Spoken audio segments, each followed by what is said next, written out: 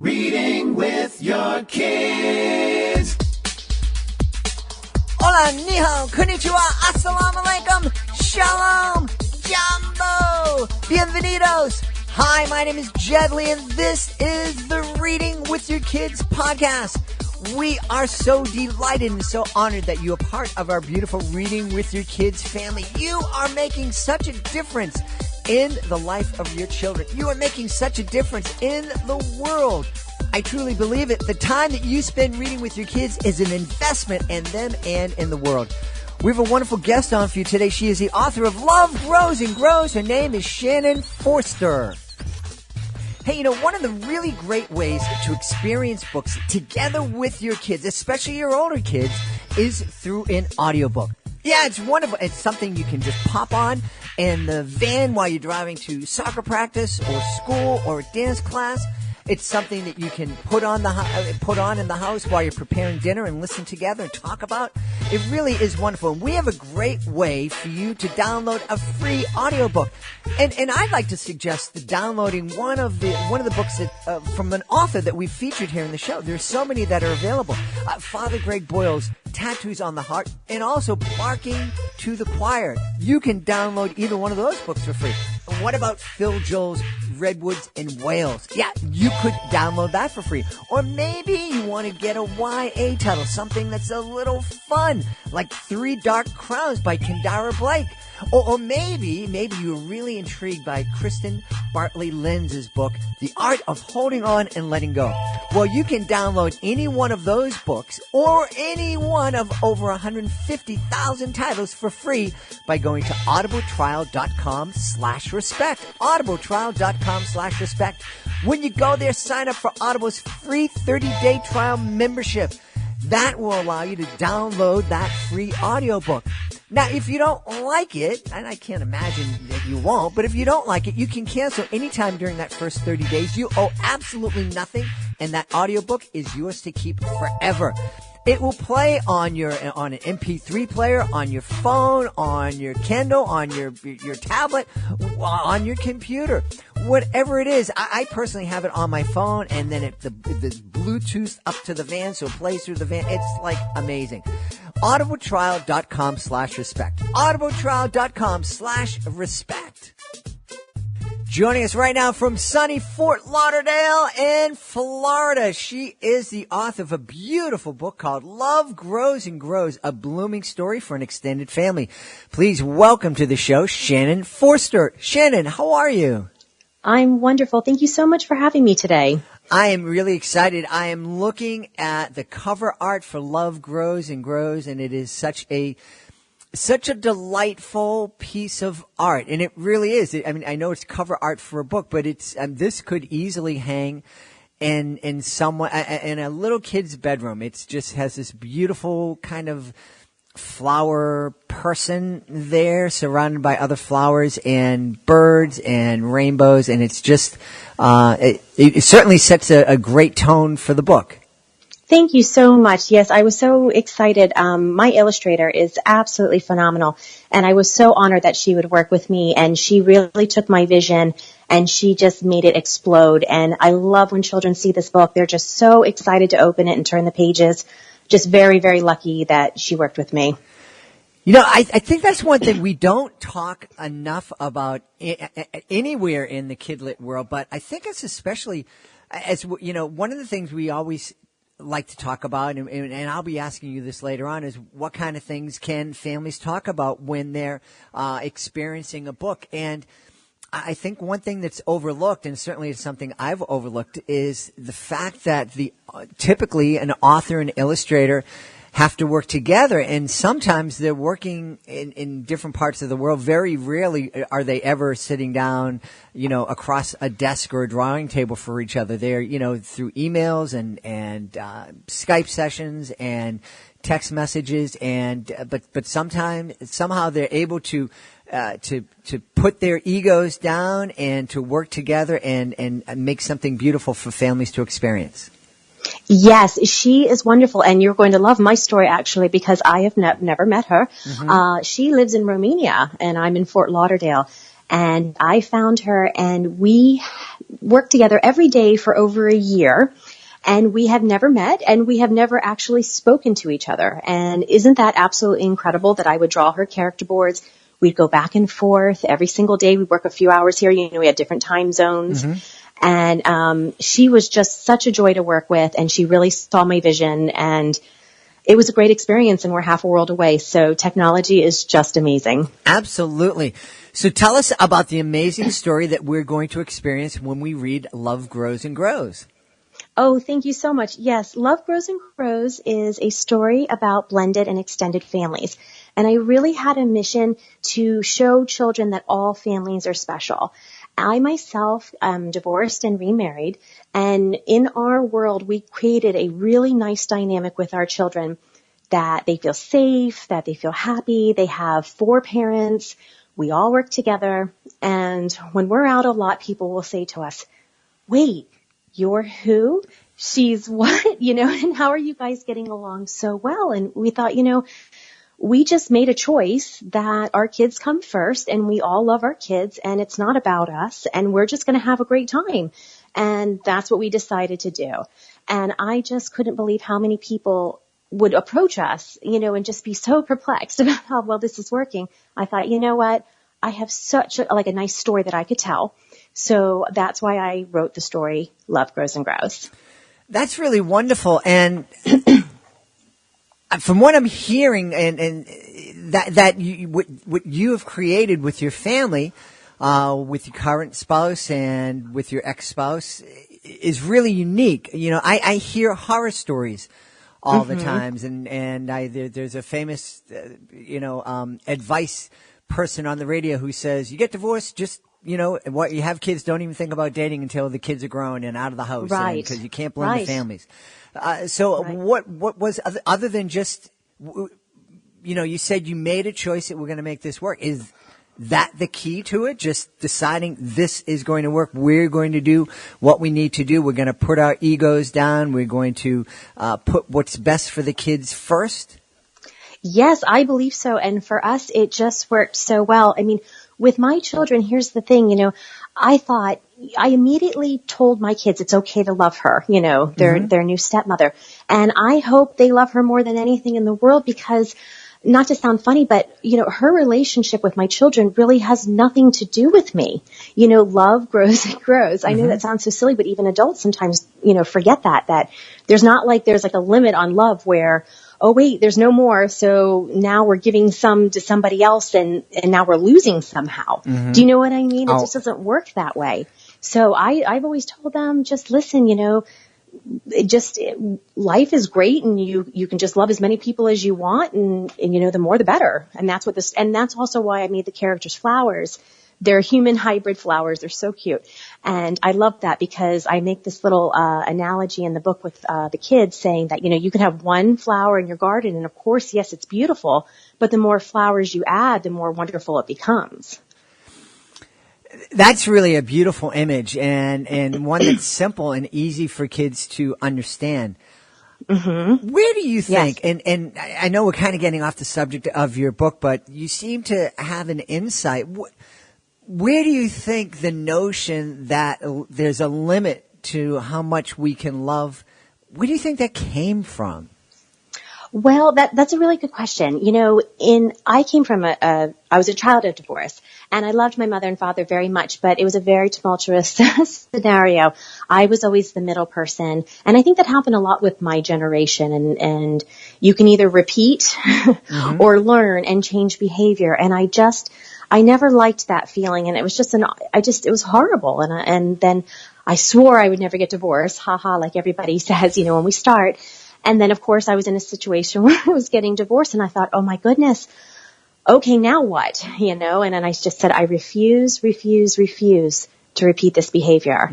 And that's, I think, from, my fundamental needs to make sure that I didn't do that to my children.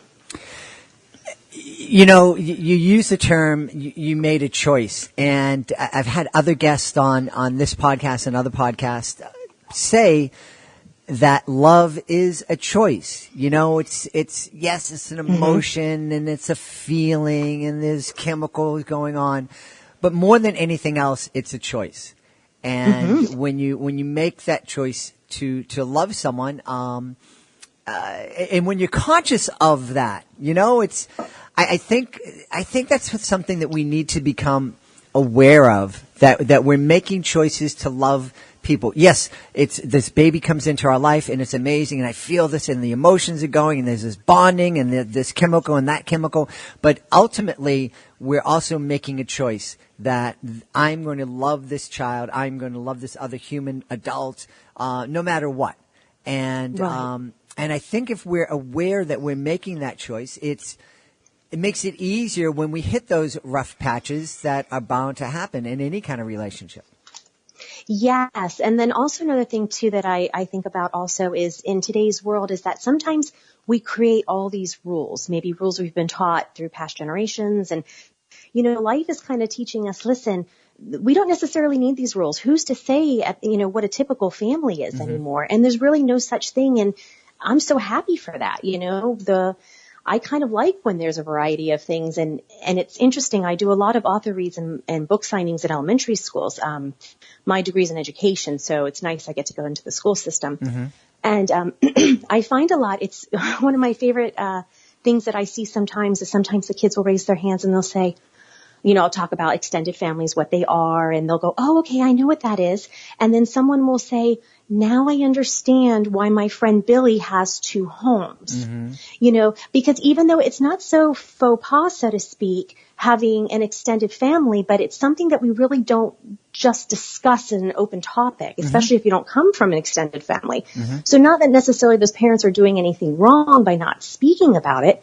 It's just something in society that we sometimes don't do. So they're like, oh, okay, now I'm understanding. And their little faces light up, and it's so sweet that they're like, oh, like the light bulb went off. Okay, now I understand. And I love that. So the story is kind of for everybody. Yeah. And it kind of, it doesn't make sense in that it's right. But when you think about it, it kind of makes sense that people don't talk about it because there's so many, there are so many rules out there, and some of them are societal, some of them are religious, some of them are cultural, and it's like, where do I approach this from? And, I know my wife is a teacher, and, I know growing up, I think there was one kid in our class that, whose parent was divorced. In my wife's class now, the anomaly is when she has a kid from a family with, the mother and biological mother and father together. Right. And so that's really flipped in a relatively, granted I'm almost 100, but that's still a relatively short time, for that to make that dramatic a flip. Right. It's very, very true. And the story, the baseline of the story is about a little girl, and she's apprehensive about going to her stepmother's house. I didn't write the story based on what happened with my children. I wrote the story on how so many parents were coming to me with their concerns. So that's pretty much what I approached. This little girl, she's, and all my characters are flowers. They're just so pretty. And she's, apprehensive about going to her stepmother's house. And when she gets there, the stepmother is so nice, and they're all saying, it'll be fine. And when she gets there, she notices little things that, she does differently than her mother. And she's a sweet little girl, but, it's not her mom. And she's just kind of like finding these, like she didn't cut the crust off her bread like the way her mother always does, or she didn't paint her nails the color that her mother usually will pick, even though she's doing all these kind things. And then there's a little boy that I added a character into the story because his name, he's so cute. His name is Leaf. He's a little boy. And he's always in the background getting in trouble and just, causing mischief. And he's not concerned at all. And I love discussing that too with children because, sometimes kids aren't fazed by any of these things, but sometimes they are. And I love saying there's no rules and there's no right or wrong. Sometimes things will bother you and sometimes they won't. So the book kind of gives a different perspective, so the kids when they witness. And then, oh, go ahead. I'm sorry. No. I was just going to say that's wonderful. I just love this. I love this picture. I mean, and again, we're going to go back to the art. This is really a beautiful picture that you're painting, and one certainly the kids can relate to. And it's so, and I hope I'm not taking a chance here. It's so much different. This picture of the stepmom that you're painting who's doing things differently, but doing things Yes. out of kindness. And Yes. and it's really it's a very different picture than the picture of a stepmom or step-parent that Disney tends to paint. Yes, no, it is completely different. And then it's so sweet because the stepmother does recognize that, her name is Flora. She does recognize Flora's, she's upset. So what does she do? When she goes to sleep, she calls her mother and she says, listen, can you help me? I'm recognizing Flora is upset. What can I do to help? Mm-hmm. And the mothers work together and she says, it sounds like you're doing all these wonderful things. Let me speak to Flora about this. So the parents are working together behind the scenes, as it should be. Mm-hmm. This should just be like common, language. Mm-hmm. And the next day when she sees her mother, she's expecting, to tell her mother all these things that she does so differently. And she's like, sweetheart, she is going to do things differently. She's not me, but that's what makes us so great. You need to find the positives in her, you're looking at the world with not the eyes that you should. Mm-hmm. And so it's so cute because the next time she promises her mother she's going to try to look at the world with better eyes. And it's so sweet the second go around, all the positives she sees. It's such a lovely story. It really is. Yeah. And it's a lovely attitude to have too, in that you're helping the kids understand that it's not an either or. It's right. a plus. It's an addition. Yes. It really, really is. And there's no rules. We can add as many people as we want. I was so excited in my family because when my ex-husband had married his current wife now, she brought in a son to our family. I love him more than life itself. And how lucky am I in return? She reciprocated, me thanking her for doing such a nice time with my children. And then she lets me have her kid too. I mean, mm-hmm. Who does that in today's world? I got another kid out of this, and that's just amazing. Yeah. Well, that's certainly wonderful. I can relate in some ways. We don't. My wife and I have been together for 30 years, and she is such a strong person to have been able to put up with me for this long. It's amazing. But one of the things that we've done, and we've talked a lot about it on the show, is we've hosted international students in our home, and we've always said to them as we drive up. We pick them up. We choose to pick them up at the airport. They don't have to take an Uber. And as we're driving up, I always make a joke and say, hey, do you see the hotel sign over the house? And they go, no. I go, good, because this is a family. We want you to be part of our family. And they all are. And, yes. We have five students who were with us from Japan, and I was wishing them a happy new era because they have a new emperor in Japan today. And, wow. And it's just, it's just a wonderful, wonderful thing. And I know my situation is very different than yours, but it's still just that whole idea of yes, we have this family, my wife and my two kids, my two biological kids, but that doesn't mean that we can't add a kid from Japan or a kid from China or wherever. This is just, we have this, like you said, love grows and grows and grows. Yes. And I love that what you're doing also, it's exactly the same example that I'm trying to set too. And you know what? It's just nice. It's life is less stressing. There's no, traumatic events going on and drama. You just, let's enjoy life all together, and the more the better. Now, one of the things that's interesting that came to my mind is that this is obviously a really great resource for a family to sit down to help. And I have a feeling that when you wrote it for kids to help them make the transition.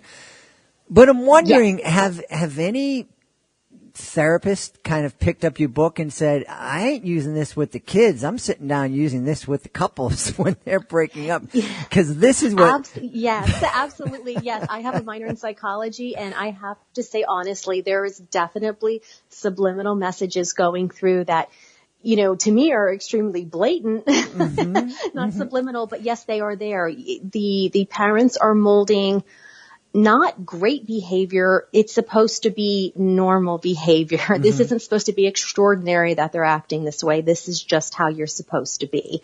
And if you're not acting like this, you really need to step back and say, how am I not contributing, in a positive manner to the scenario to move forward? Yes, absolutely 100%. What you said. You just brought up something, and I think it's a problem. I don't know if it's just this culture here in the States or if it's all over the world.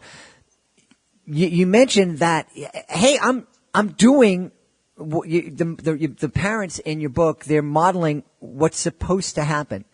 I think nowadays, a lot of times, a lot of the issues that we're having in society is people aren't modeling what they're supposed to do. They're willing to sit down and go, well, this is what everybody's doing.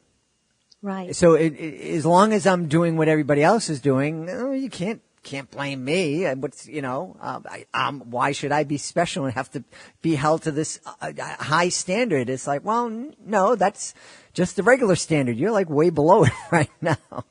Right. And yes, and I just think the key factor is you just have to remember what it's like to be a child. Mm-hmm. And I think, like I said before, fundamentally that was, I don't want to say a scar, but something that, was with me. I'm a grown adult and it's still there. Mm-hmm. And it's not about me. And then it is kind of about me too, because I want to live my life in a positive, happy way. I don't want to have turmoil, with my ex-husband or his wife. I mean, that's exhausting. That's tiring. It makes you sad. It makes you stressed. Mm-hmm. I mean, we haven't always agreed on everything. I'm not saying that this is like a perfect, scenario, because there's no such thing. But, let's say, their stepmother would have a different opinion on something that I would say, well, I wouldn't handle it that way. Mm-hmm. I would, before I respond immediately, I think, I appreciate where she's coming from. Mm-hmm. And then I'll say, thank you for, da-da-da-da-da. But, if we could, I would try to find a compromise where I'm not also, offending her or making her feel threatened, because she's the parent too. Mm-hmm. And she would always come back too and say the same thing too. You're right, or yes, let's do it this way, or let's compromise, because I'm not attacking her. I'm not making her feel inferior. There's no reason to do that.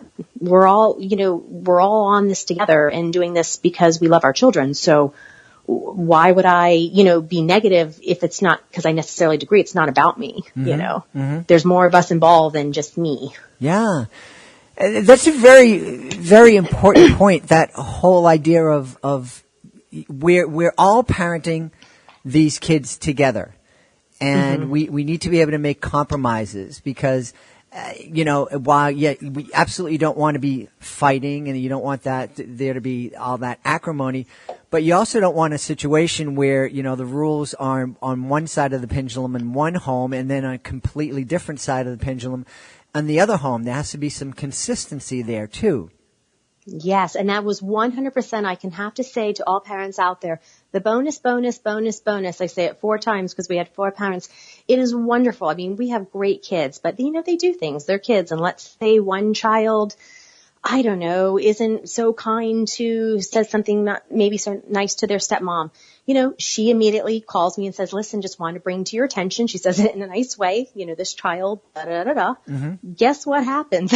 They get a phone call from me 15 seconds later. Hey, what's going on? Mm-hmm. That's not acceptable. You are hurting her feelings. I'm not okay with this. Mm-hmm. She is your parent, blah, blah, blah. Then 2 minutes later, you have 2 other parents calling in saying, you know what? This isn't okay, and we're not happy. And then, so for us, it works out great. There is no working one parent against the other. Mm-hmm. Our children have never had that experience. So it's a really great for us, because we attack a situation immediately and fix it where there isn't a child like manipulating a scenario whatsoever. Mm-hmm. I mean, it's a beautiful thing. This is a book for parents who are splitting up. Yes, it's true. It's for parents who are splitting up. It's for can you write a book for parents that kind of helps them understand that they need to take a similar approach with their teachers? Right. and not always have, when they get the phone call from the teacher, the fists don't need to go up to attack the teacher. Why are you saying this about my kid? Yes, and that's me too. I have a different philosophy also. I kind of relating back to the same thing. If a teacher is calling me and they're upset about something, I am immediately, I will listen to my child, but that is an adult and authoritative figure. They have to really prove me wrong. Mm-hmm. That, but I immediately say, what's going on? What have you done? Yep. Because this person is coming to me. I don't know, authority first and then listen to all sides. But I am not that parent, and my kids know it. If a teacher calls, they're in big trouble, and I hold them accountable for their actions. Mm-hmm. Yeah, we were the same way. Absolutely. And we sat down with, I remember sitting down with my son, I don't know, kindergarten, first or second grade, and just saying, hey, look, dude, if we get a call from the teacher, right. You got to understand.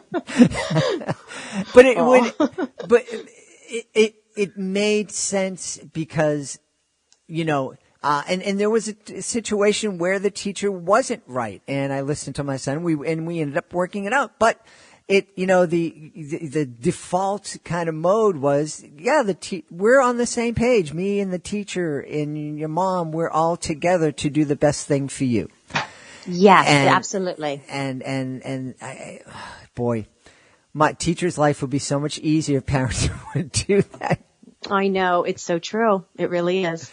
Now, one of the things that I absolutely love about When Love Grows, because you also have El Amor Crece y Crece. Yes, I do. See.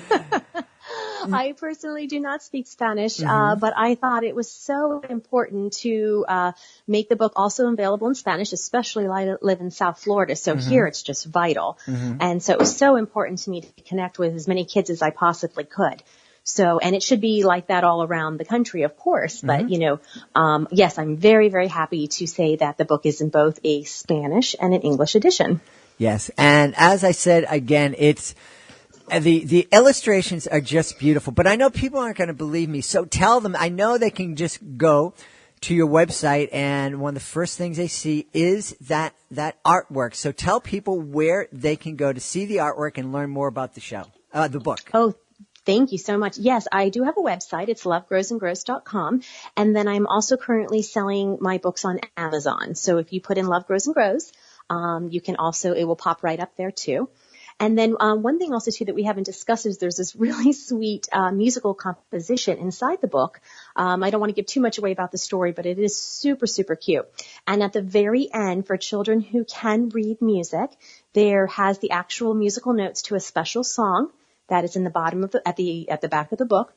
And then if children cannot read music, you can go to YouTube, Love Grows and Grows Sing Along, where Flora sings a magical song, so the book is also interactive. Ooh, awesome. I love that. Well, I definitely, there's absolutely no question that families should absolutely check out Love Grows and Grows, a blooming story for an extended family. I think it's a blooming story for every family.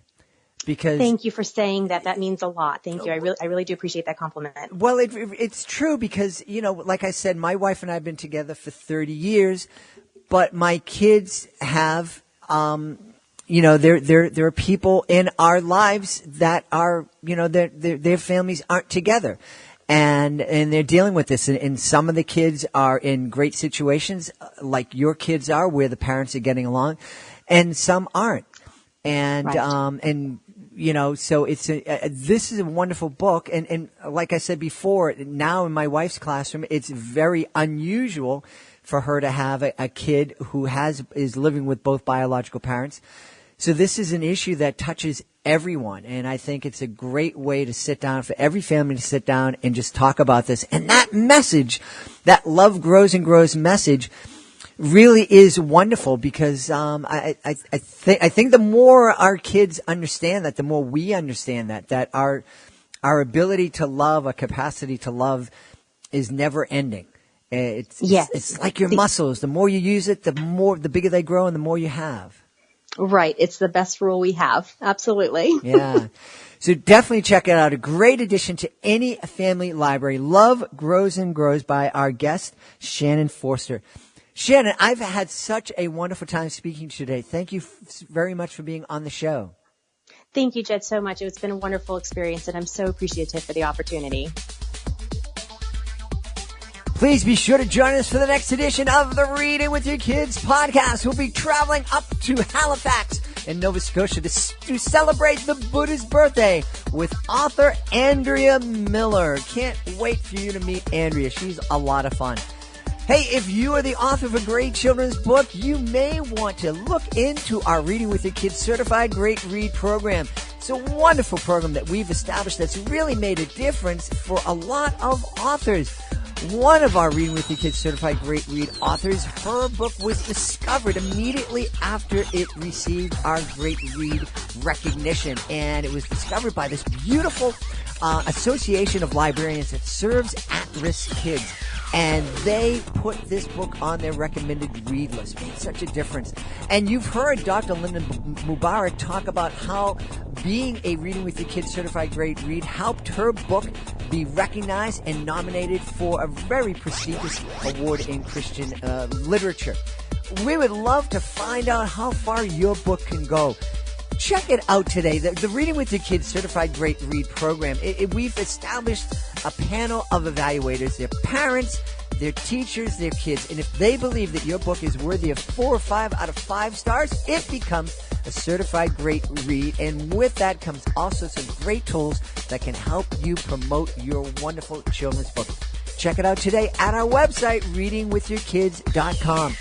You know, if you go to that website, you're going to find a whole lot of stuff, and the person responsible for putting that website together, absolutely, my amazing producer, Fatima Khan. Want to give her a big thank you and a big shout-out. Want to thank Shannon Forster for being here today. Want to thank my amazing, beautiful wife for putting up with me for over 30 years. Can you believe that? She's been listening to this for over 30 years. And, of course, we want to thank you. Thank you so much for taking the time to join us today. If you haven't done so already, we'd love it if you could leave a review, especially those 5-star reviews over at Apple Podcast or wherever you find your podcast. We would really appreciate it, and thank you for subscribing to the show on the iHeartRadio app or wherever you find your podcast. And of course, most of all, we thank you so much for taking the time to make the world a better place. And you do that every time you invest your time by reading with your kids. I'll be looking for you in the next edition of the Reading with Your Kids podcast.